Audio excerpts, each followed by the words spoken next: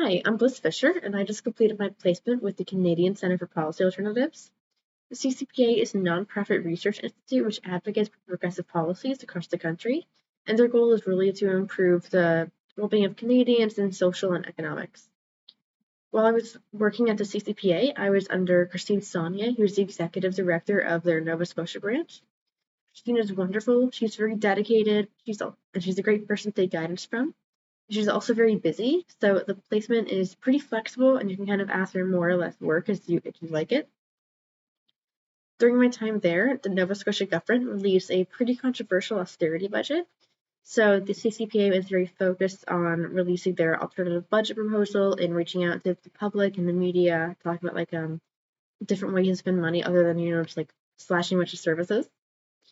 And while I was there, I was with two other interns, and Christine asked us to put together some events to reach out to youth and students, because most people who follow the CCPA generally tend to be older, retired.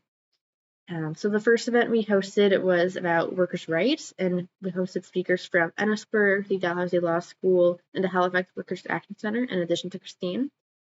It was a great event. It was really fascinating to learn from all of the great speakers, and we had some great questions from the audience. For our second event, we wanted to be focused around renters' rights.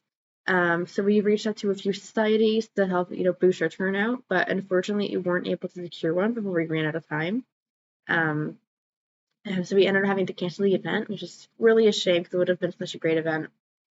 I'm really interested in policy, so I found it really fascinating to learn about how an organization like CCPA works and tries to influence policy.